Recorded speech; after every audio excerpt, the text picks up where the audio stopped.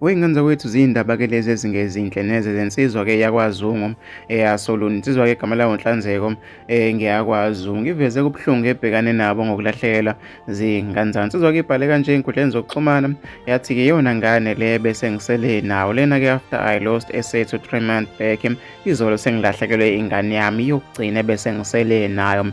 Bengiwubaba-ke manje angisenangane, zafa zonke izingane zami. Angikho-ke mdala ngale ndlela ukuthi-ke ngingangcwaba zonke izintombi zami. Angeke ngize ngiphile. uNkulunkulu ungibulele ngiphila. I swear I'm not gonna survive this one. Wayesebhala-ke ama-hearts. Wathi-ke noma-ke angisenangane mina kulo mhlaba. 3 months back I lost last born yami and I've lost my firstborn. How can you explain that?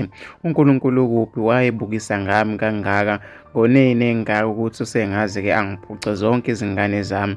Esifaka ama-emoji akhalayo-ke ngalolu daba. Udaba-ke lolu luthinta abantu abaningi kakhulu ey'nkundleni zokuxhumana, bakhombisa-ke ukuzwelana nayo le nsizwa-ke okubuya kungekuhle neze ngokuthe-ke kwabhekana. Ngifisa ukuthi ngizwe uvo lwakho nombono wokuthi wena yiphi mhlampe i-advice ongayisho kule nsizwa wey'ngane zakwethu eveze lapha ey'nkundleni zokuxhumana ukungaphatheki kahle-ke ngalokhu kuyehlela. Hlala lapha ku-comment section, mina sengiphuma kanje.